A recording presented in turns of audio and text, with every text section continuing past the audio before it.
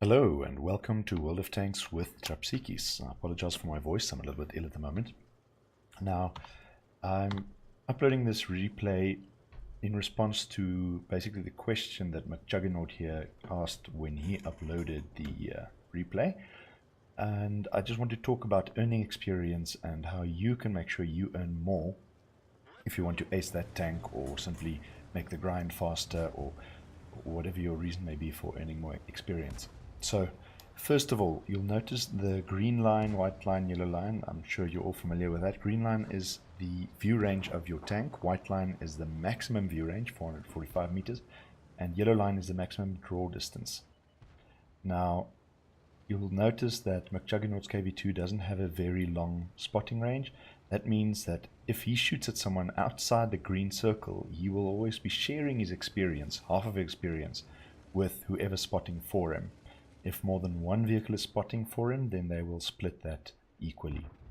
Right, so you notice the ARL there. I'm not quite sure if McChuggernaut is spotting him for himself. He didn't do the original spot, but it's possible that he did do spot for himself because he was within the green line. At VK, however, the VK3001H is not within the green line, so he will not receive he will have to split 50% of the experience if someone were to spot that for him. Here again, you'll see the ARL is behind a bunch of bushes, so chances are he's not spotting for himself, and he will have to share any experience. M4, same story. So, right, further experience awarded. If you spot enemies, you get a flat bonus per tank, and that is doubled for each SPG or artillery piece. If you do damage, it is modified by the tank type as well as the tier. So if you're shooting at lower tier enemies, you get no bonus. But if you're shooting at higher tier enemies, you get a bonus for 1 tier higher and a bigger bonus for 2 tiers higher. And the tank type is also relevant. I believe, for example, light tanks shooting heavy tanks will get the most experience, whereas heavy tanks shooting at light tanks won't get any bonus. Then furthermore, you will get experience if you are doing the spotting and someone else is doing the damage. Obviously inverse of what I said before. And then if you damage someone who's not spotted at all, you will get experience as if you were spotting them. So then the next one is that you get a small bonus for doing critical damage. That is destroying a component, not just damaging it or killing a crew member. There is also another award for inflicting damage when you kill the entire crew of an enemy vehicle. You get the same reward as if inflicting the total damage of the remaining hit points. Then if you take the kill shot, you once again get a bonus modified by the tier of the enemy that you have killed as compared to your own. And then there's another lesser known one, the close combat bonus, where if the enemy is less than 200 meters away from you, you get a very small bonus for doing damage to them. You could also get experience for base capture points and base defense points.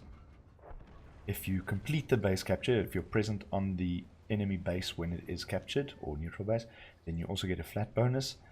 And after the battle, you get another small flat bonus for surviving.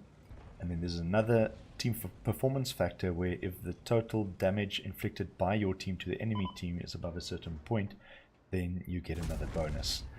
And then if you get a victory, you get a flat bonus of 50%. And courageous resistance, you also get a 50% bonus. That's for battle heroes or epic or platoon achievements. In addition, you will get another if you're doing clan wars, you'll get another 50% of the losing team's experience transferred to the winners. And then certain tanks, especially premium tanks, also have a specific coefficient to gain extra experience for just playing that particular tank. Then once again 50% bonus for playing in a premium account, and you often get a coefficient of 2, or always, for your first daily victory, but this is not counted towards your base experience and therefore does not count when calculating whether or not it is an ace tanker. So keep that in mind. If your base experience is 900 but it shows 1800 after the daily bonus, that will not be taken as a 1800 XP game. The base XP is what's important here. And then, just worth a note, you will not get any experience for team damage inflicted or team damage received or team killing, even if the team member is blue. Alright, so back to the game. McChuggernaut is doing very well here. You can see he's nearly up to 2000 damage, and there's only 2 enemies remaining. So the only way to improve his experience from this point is to do as much damage as possible and then to survive. And obviously, if he does his own spotting, he will optimize the amount of experience he can gain. Right, so 5 kills to him, 4 to the HC number 6. So between the two of them, they have killed more than half of the enemy team. And this is a very nice shot to hit, but unfortunately Matilda happens to move just at the right time, and now McChuggernaut is on reload for quite a while. However, the Matilda seems adamant to hide behind the buildings, so there might be a chance for McChuggernaut to reload and seal the deal on that top gun. Now, just notice where he's aiming there, very low. Personally, I would go for the back of the turret a bit higher, so then you have a chance to penetrate downwards as well. But he did manage to do more than enough damage and penetrate there to seal the deal and get his top gun for the game. I'm going to have a quick look at the post-game stats.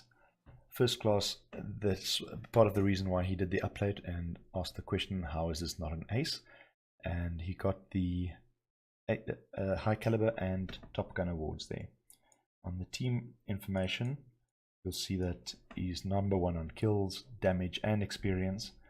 And the team did quite well there, especially the top tiers. When you've got a 3-5-7 layout like this, you'll see the opposing team where I was part, our tier 6s don't feature in the top. So that is probably why we didn't do that well, because our top tiers didn't carry very hard. Now to the personal details for McChuggernaut, he made a very nice profit of nearly 16,000 credits, and with the personal reserves bonus he was running, he bumped up the experience to nearly 2,300. Thank you for uploading this replay and asking the question, and thank you for watching.